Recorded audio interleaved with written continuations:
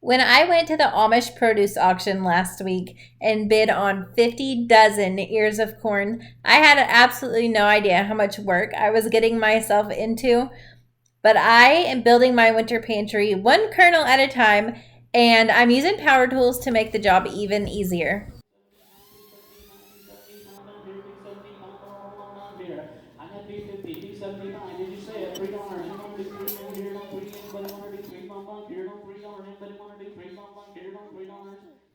You heard me right. I bid on 50 dozen ears of corn. It wasn't all for my family, though. Half of the corn was for my parents, so they got to our house bright and early in the morning to help get it shucked. Chris took his fair share of the corn as well. We shucked and shucked and shucked. The kids were great helpers, and they had a lot of fun along the way. And we took all of the husks and all of the yucky parts and threw them into our chicken run, and they absolutely loved scratching through those husks all day. There were also quite a few worms in the corn, which the chickens had a heyday with. We made sure and give all of those to the chickens. I know that really grosses some people out, but I personally love that. That means this corn most likely was not sprayed or treated with any chemicals. If you have food that even the bugs don't want to eat, you probably don't want to put that in your body either.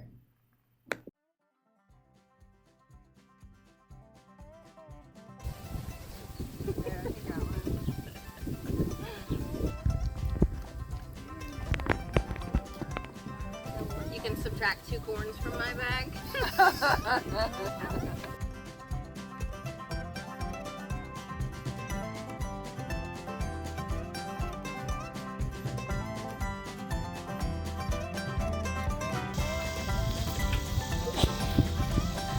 Oh yeah, corn sucker. I touched it. Good job.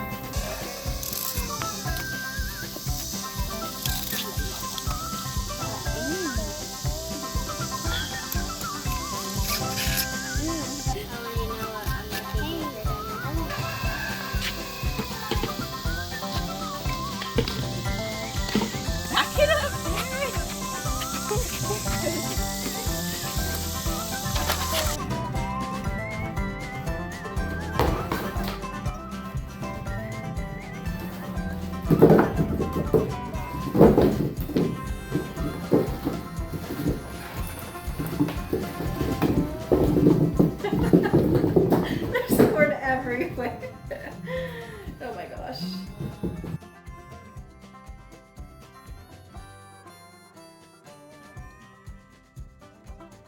In case you guys were wondering what 25 dozen ears of corn looks like, you are looking at it right now. We have a full day ahead of us. I took some bad advice last year and put my corn straight into the freezer after husking it. And I now have mushy, unedible, gross corn. And so I wanted to make sure that that did not happen this year. So I took the extra step of blanching it for 30 seconds to a minute, taking it straight to an ice bath, and then dealing with it after that. That's gonna really help improve the texture and the flavor, and it makes it the most beautiful bright yellow color. And then starts the fun part. If you have never used a drill to strip your corn cobs before, you are missing out, and you definitely need to try it. It made the job so much easier. I used a little tool called a cob stripper. I just got off Amazon, and I'll make sure and link it below in the description for you. But you just use that drill and go back and forth a few times. If you just want the kernel, just one does the trick, but I wanted to make sure and get all of the milk out of the cob as well, because that really improves the flavor of the corn in my opinion. And so I just went back and forth a couple times, tilted that cob stripper at an angle to make sure that I got all of the juice and all of the flavor. And I'm not gonna lie, it was incredibly messy. I probably should have done it outside, but it was just too handy to do it inside, where I could take it straight from blanching and I could get it vacuum sealed and I could do all the things all right there. So we definitely destroyed the kitchen on this day.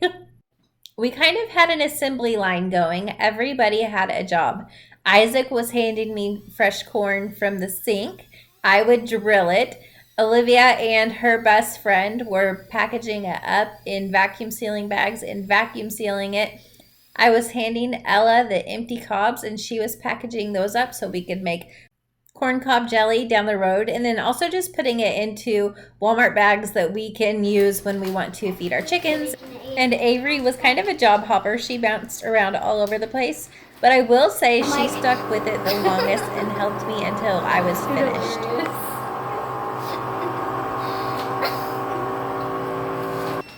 We picked out 40 of our prettiest ears of corn and we froze those whole. They're going to be perfect for roasting in the wintertime or throwing on the barbecue grill. Stay in the kitchen. I want to say thank you to today's sponsor, Mop Robo, and when I tell you it could not have came at a better time. Well, we finished, but this is what a kitchen looks like after you process corn inside. I got the countertops clean, like, for the most part. There's still, like, corn splattered kind of everywhere. It needs a deep clean, but these floors are terrible.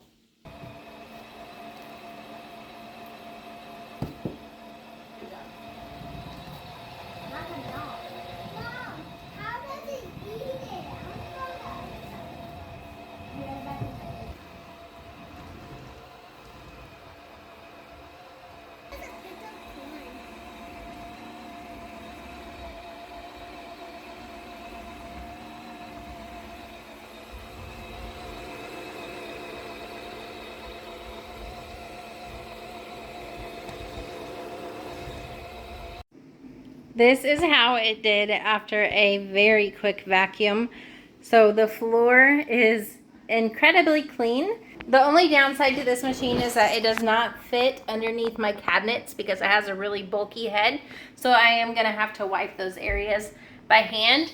But this was a big job and it took care of that in 3 minutes. Look at all that corn it got off my floor. Gross.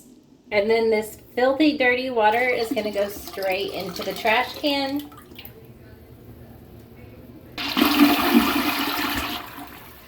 And then the Mop Robo is ready to return back to its charging base so it can do a self-clean and dry. This is the next day. I definitely bit off more than I could chew. I thought I would get all of that accomplished the first day and I didn't even get close.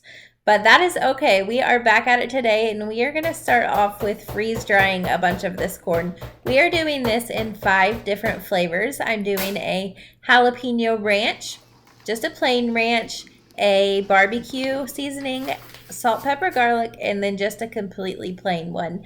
These are going to be perfect for throwing into my kids' lunch boxes or for my husband to take as just a snack for work or just anybody just to munch on as a fairly healthy little treat. In my mind, these were going to taste like corn nuts, and I will say they definitely don't. They're very light and airy, and they're really sweet, just from the natural flavoring of the corn. My girls said they like them better than corn nuts.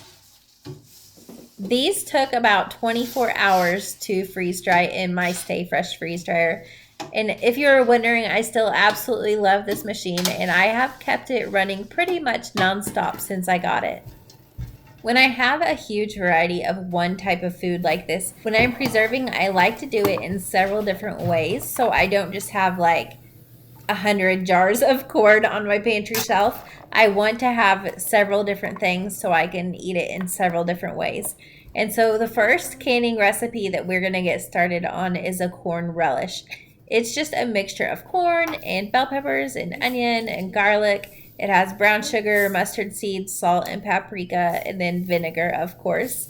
This is a water bath canning recipe. It was super quick and easy to throw together. It processes really fast, and I did already go ahead and taste it, and it's delicious. This is going to pair perfectly like with barbecue meat or any type of seafood. I think it'll go really good on top of some fish tacos, although I like most anything on top of fish tacos. But this is going to be just a really versatile pantry staple that we're going to be able to eat from all winter long. I just made a single batch of this recipe, ended up with 18 half pints. I'll make sure and leave the recipe in the description below so you guys can get to it easily. This recipe did call for cornstarch to thicken the relish. Cornstarch is kind of a no-no when you're canning, but I didn't have any anyways. What I did have is some clear gel powder that you use to thicken foods like pie filling when you're going to can it. And so I just substituted the same amount of cornstarch for this clear gel powder, and it worked perfectly. Of course, once you fill your jars, you're going to go ahead and wipe your rims, put on a new lid, a clean ring, and then these jars process in your water bath canner for 20 minutes. I just realized I have not introduced myself yet, so if you're new here, I'm so glad to have you. My name is Bree. I garden in Southwest Missouri, Zone 6B. I'm a wife and a mother to 4. I have been doing YouTube for a year and a half now, and I absolutely love sharing my journey with you guys. I share everything from seed starting to gardening to preserving food to sourdough to cooking and baking from scratch, and I truly enjoy doing it all. If any of those things I just talked about interest you, I would love it if you would subscribe, hit that notification bell so you know when I put out new videos, and leave me a comment below introducing yourself and telling me what your favorite thing to preserve is. The next thing I am making is a corn salsa. This is a small batch recipe. It was supposed to make 3 pints, so I quadrupled this and I ended up with 13 pints. This recipe is super simple, especially if you have one of those handy little choppers. I'm pretty quick with a knife, but I have not stopped using this chopper since I got it. It makes jobs so much easier. I ended up having quite a bit of corn left over, so I decided just to do the raw pack method and get that pressure canned for my pantry shelf. This can be eaten on its own, or it can be thrown into like a vegetable soup, or I like to throw cans of corn into cornbread. So there are tons of different ways to be able to use that. Now back to the salsa really quick. This salsa needed to water bath can for 35 minutes to make sure that it was safe to eat and shelf stable. I added 1 teaspoon of salt to every jar of corn. That's not necessary to make sure that it's preserved. It is solely for flavor, but we like to do it that way, so that is how I did it. And then you want to add boiling water and debubble your jars. The purpose of that is just to make sure that there are no air pockets in your jar and that the boiling water can fill up all of those empty spaces. Corn is a low acid food, so when preserving it without the lime juice or the vinegar that were present in the salsa and the relish, it has to be pressure canned. I am using pint jars, so mine went for 55 minutes, but if you use quarts, they need to go for 85 minutes. And remember, your timer does not start until your rocker is going back and forth.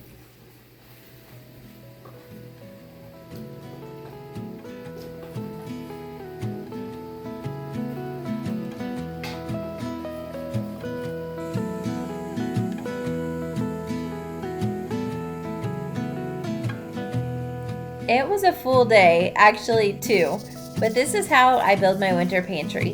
1 jar, 1 bag, 1 tray at a time. If you've never put up corn before, I hope this gave you some inspiration and maybe a little bit of motivation. If you enjoyed this behind the scenes of a real life preservation day, make sure to like and subscribe.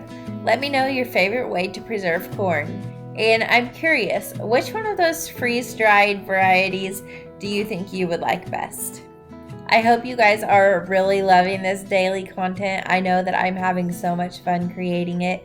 Make sure to check back in each and every day because I'll be posting 5 days a week for this Every Bit Counts challenge.